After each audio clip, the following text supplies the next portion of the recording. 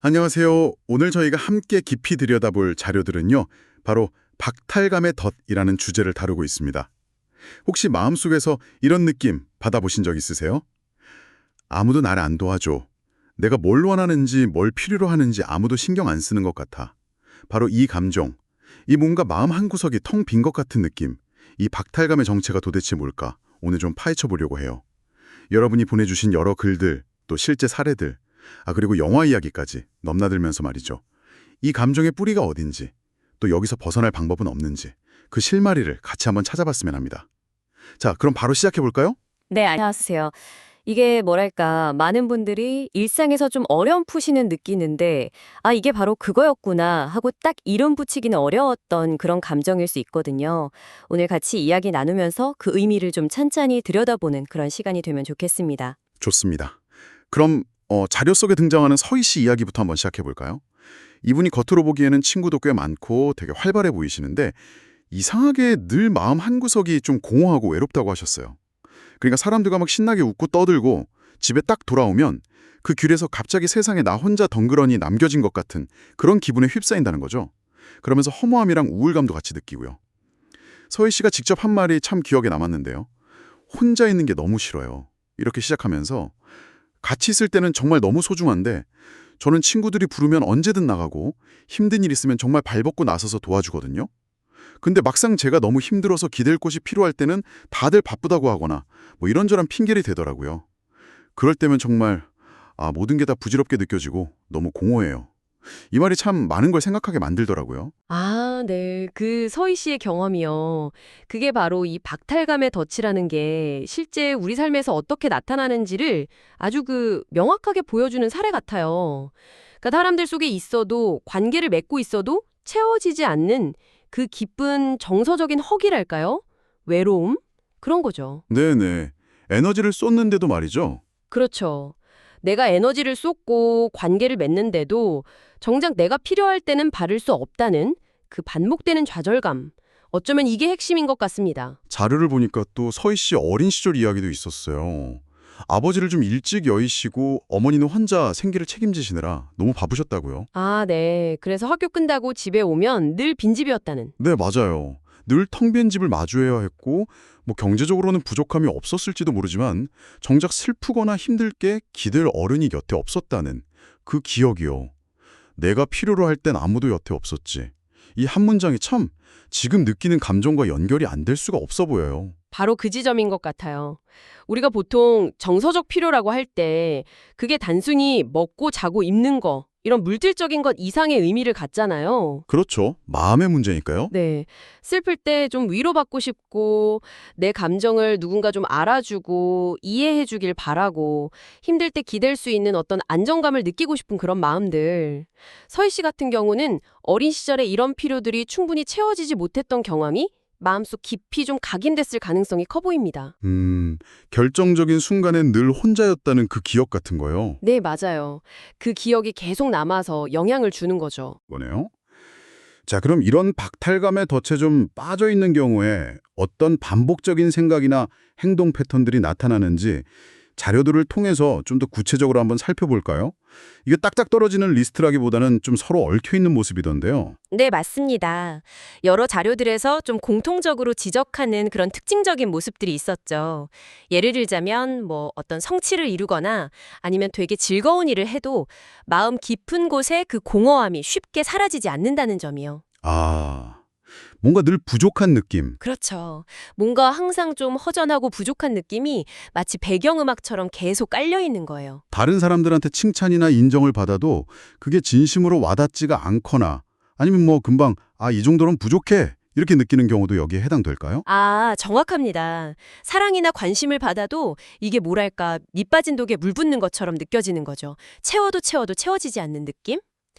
또 주변에 분명히 사람들이 있는데도 근본적으로는 세상에 나 혼자다. 라는 그 깊은 소외감에서 벗어나기가 어려워서 우울감에 자주 빠지기도 하고요. 관계 속에서도 외로운 거네요. 네. 그러다 보니까 나는 남들과 깊은 관계를 맺는 건 좀 불가능해. 이런 생각에 사로잡히기도 하고요.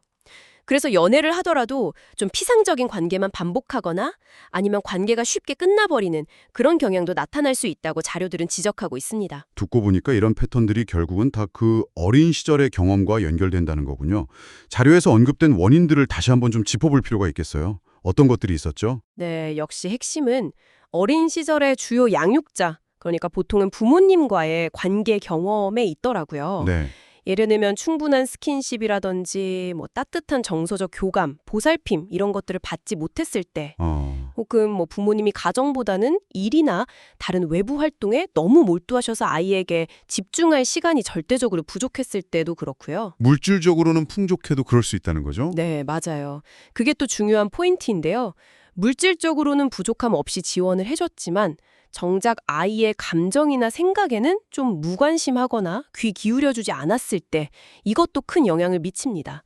그리고 아이가 용기를 내서 자신의 속마음을 이야기했을 때 그걸 이해받거나 공감받기는커녕 오히려 무시당하거나 비난받았던 경험들, 이런 것들이 계속 쌓이면서 세상에 기댈 곳은 없구나, 내 필요나 감정은 중요하지 않구나 하는 그런 믿음이 내면에 깊게 자리 잡게 되는 거죠. 여기서 정말 흥미로웠던 지점이 이런 박탈감의 모습이 우리가 생각보다 쉽게 접하는 영화나 드라마 속 인물들을 통해서도 잘 그려지고 있다는 점이었어요.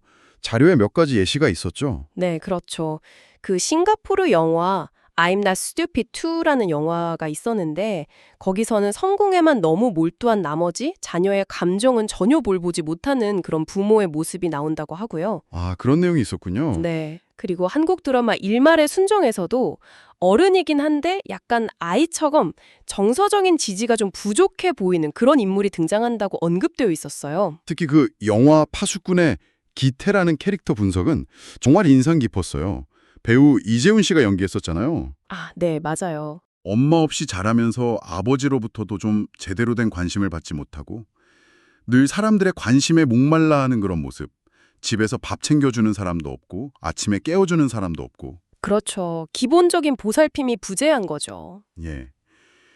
그래서 친구들 위에 막 군림하려고 들고 폭력적인 모습을 보이는 게 사실은 그게 관심을 갈구하는 서툰 방식이었다는 해석이 되게 설득력 있더라고요. 맞습니다. 겉으로는 굉장히 강하고 거칠게 행동하지만 그 이면에는 누구보다 깊은 외로움, 그리고 혹시 버려질지 모른다는 그 두려움이 숨어 있는 거죠. 그런데 자신의 그 서툰 방식의 관심 표현, 나름대로는 최선을 다한 배려가 친구들에게 오해받고 가식으로 비춰지니까 거기서 완전히 무너져 내리는 모습을 보여줘요. 그게 견디기 힘들었겠네요. 네, 자신이 세상으로부터 완전히 거부당했다는 그 느낌, 그 깊은 박탈감을 견디지 못하고 결국 극단적인 선택으로 이어지는 모습은 이 감정에 가진 파괴력을 보여주는 좀 비극적인 예시라고 할 수 있겠죠. 드라마 그 겨울 바람이 분다의 오수 캐릭터, 조인성 씨가 연기했던 그 캐릭터도 비슷한 맥락으로 언급됐었어요. 돈이면 다 된다는 듯이 되게 거칠고 화려하게 살아가지만 어딘가 모르게 텅 비어 보이는 그런 모습이 있었죠. 그렇죠. 그 캐릭터 설정 자체가 의미심장한데요. 어린 시절에 보육원 근처 나무 아래 버려져서 이름이 나무 숫자를 써서 오수가 된 거잖아요. 그 배경 자체가 그의 어떤 정서적인 뿌리 없음, 공허함을 상징적으로 보여주는 것 같아요. 왜 사냐? 이렇게 물으면 그냥 이렇게 대답하고. 네, 그냥 산다. 돈을 아무리 벌어도 뭘 원하는지도 모르고 가족이나 사랑 같은 가치는 그냥 냉소적으로 대하는 태도. 이게 결국 채워지지 않은 그 깊은 정서적 박탈감이 삶의 의미나 가치마저 다 앗아가 버린 상태를 보여주는 거죠. 진정한 연결의 경험이 없을 때 삶이 얼마나 공허해질 수 있는지를 잘 드러내는 인물이라고 생각합니다. 이렇게 깊은 박탈감을 안고 살아가는 사람들이 여기에 어떻게 대처하는지 그 방식에 대해서도 자료에서 3가지로 나눠서 설명을 하고 있었어요. 이 부분도 좀 자세히 들여다보면 좋을 것 같습니다. 네, 그것도 참 흥미로운 분석이었는데요. 첫 번째 대처 방식은 항복, surrender라고 제시되어 있었어요. 이건 뭐랄까 마치 마음속에 보이지 않는 벽을 딱 치는 것과 비슷해요. 어차피 내 감정적인 피로는 채워지지 않을 거라는 그 깊은 두려움 때문에 아예 기대를 접어버리고 그냥 일방적으로 주기만 하는 관계에 머무르는 그런 경향을 말합니다. 아까 그 서희 씨가 기대 자체를 안 하게 된다고 말했던 것과 딱 연결되는 지점이네요. 그렇습니다. 기대하지 않으니까 뭐 크게 실망할 일도 없겠지라고 스스로를 위안할 수는 있지만 진짜 문제는 어떤 관계에서도 진정한 만족감을 얻기가 어렵고 깊은 정서적 연결을 맺지 못한다는 데 있어요. 자신의 욕구나 필요를 솔직하게 표현하는 것 자체를 그냥 포기해버리는 거죠. 두 번째 방식은 회피, 어보이던스였어요. 이건 말 그대로 관계 속에서 또다시 상처받거나 내 필요가 채워지지 않을 거라는 그 두려움을 피하기 위해서 아예 깊은 관계 자체를 좀 피하는 방식입니다. 아예 거리를 두는 거군요. 네, 그래서 혼자 있는 걸 더 편하게 느끼고 때로는 뭐 일이나 취미 아니면 어떤 특정 대상에 과도하게 몰입하면서 좀 중독적인 패턴을 보일 수도 있고요. 관계에서 올 수 있는 잠재적인 고통을 아예 원천 차단하려는 그런 시도라고 볼 수 있겠습니다. 세 번째 방식은 좀 의외였어요. 반격, 카운터 어택이라고 되어 있었는데 이건 어떤 방식인가요? 이건 앞서 말씀드린 두 방식과는 좀 정반대로 보일 수 있는데요. 오히려 자신의 필요를 채우기 위해서 더 요구가 많아지고 기대치를 한껏 높이는 방식입니다. 아, 오히려 더 요구한다고요? 네. 그러니까 사람들이 나를 중요하게 생각하지 않거나 무시할 것이라는 그 밑바탕에 깔린 믿음에 맞서 싸우듯이 끊임없이 관심을 요구하고 상대방이 자신의 기대를 충족시켜주지 못하면 쉽게 실망하고 분노하거나 막 비난하는 모습을 보이는 거죠. 여기서 자료에 언급됐던 특권의식의 trap of entitlement 와 연결될 수 있다는 설명이 있었는데 그건 어떻게 이해하면 될까요? 좀 어려운데요? 네, 그게 중요한 연결고리인데요. 이 반격 스타일이 좀 심해지면 과거에 내가 충분히 받지 못했던 것에 대한 어떤 보상 심리 같은 게 작용해서 나는 당연히 특별한 대우를 받아야 해. 이런 생각으로 이어질 수 있다는 거예요. 아, 내가 못 받은 만큼 받아내야 한다는. 그렇죠. 자신의 필요가 채워지지 않는 것에 대한 그 좌절감이 마치 세상이 나한테 빚이라도 진 것처럼 과도한 요구와 기대로 나타나는 거죠. 이게 바로 특권의식의 덫으로 이어질 수 있는 지점이라는 겁니다. 근본적으로는 박탈감에서 비롯된 건데 이게 어쩌면 좀 뒤틀린 형태의 도움 요청일 수도 있는 셈이죠. 항복, 회피, 반격. 듣고 보니 정말 각기 다른 모습인데 그 뿌리는 결국 같다는 생각이 드네요. 자, 여기까지 듣고 계신 여러분께 잠시 질문을 던져보고 싶습니다. 오늘 이야기 나누는 이 박탈감의 덫 이야기가요. 혹시 여러분 자신의 이야기처럼 들리지는 않으셨나요? 어떤 상황에서 유독 좀 외롭거나 공허하다고 느끼시는지, 또 이런 감정이 여러분의 관계나 삶의 선택에 혹시 어떤 영향을 미쳐왔는지 한번 떠올려 보시면 어떨까요? 그리고 만약에 변화를 원하신다면 앞으로 어떤 방향으로 나아가야 할지, 또 어떤 도움이 필요할지도 잠시 생각해보는 시간을 가지시면 좋겠습니다. 맞습니다. 변화의 시작은 언제나 이해에서 출발하는 것 같아요. 이 박탈감이라는 감정이 생각보다 흔한데도 정작 본인 스스로는 잘 알아차리기 어려울 수 있다는 점, 이걸 인지하는 게 우선 중요합니다. 자료에서도 지적했듯이 이 감정은 좀 만성적인 외로움이나 우울증과 깊이 관련되어 있기도 하고 또 자신의 좀 약한 모습이나 필요를 드러내는 걸 굉장히 부끄러워하거나 수치스럽게 여기는 경향으로 나타나기도 하고요. 혹은 뭐 굳이 말하지 않아도 남들이 좀 알아서 채워주기를 바라는 그런 마음으로 나타나기도 한다는 걸 아는 것. 아, 내 안에도 이런 마음이 있구나. 그 뿌리가 어쩌면 여기에 있을 수도 있겠구나. 라고 스스로를 좀 들여다보는 것만으로도 이미 큰 걸음을 내딛는 거라고 생각해요. 이해 다음 단계는 역시 해결을 향한 노력이겠죠. 자료에서는 어떤 방향을 좀 제시하고 있었나요? 핵심은 결국 사랑받고 연결되고 싶다는 자신의 그 깊은 갈망을 더 이상 외면하지 않고 좀 건강하게 다루는 법을 배우는 데 있었습니다. 그러니까 자신의 마음을 조금씩 열어서 어쩌면 상처받을 용기를 내서요.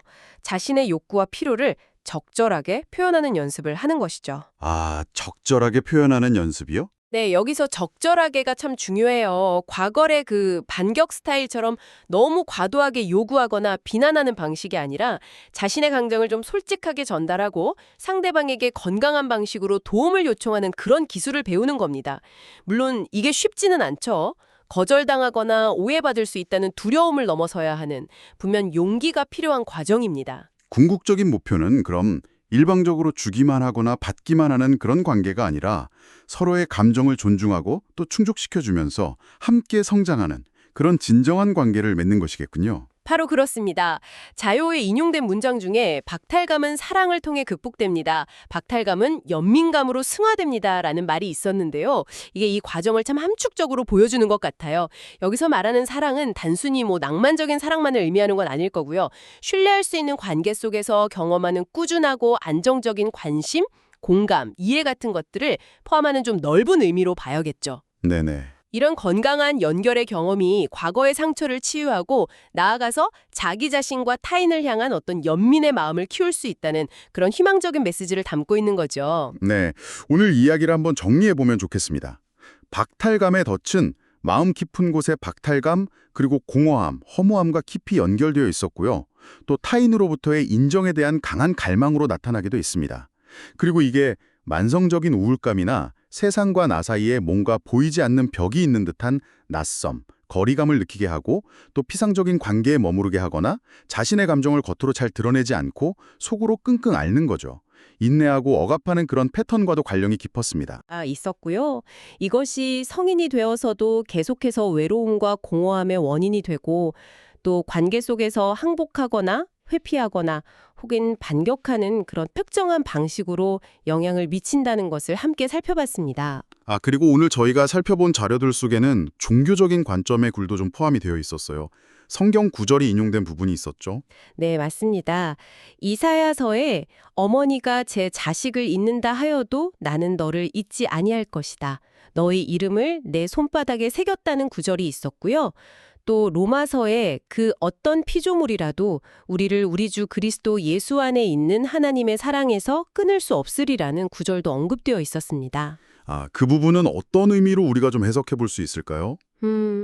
박탈감의 가장 깊은 곳에는 나는 버려졌다, 나는 중요하지 않은 존재다, 결국 나는 혼자다 라는 그런 근원적인 두려움이 자리 잡고 있잖아요. 네, 그렇죠. 그런데 방금 말씀드린 이 성경 구절들은 그것과는 완전히 정반대의 메시지를 던지고 있죠.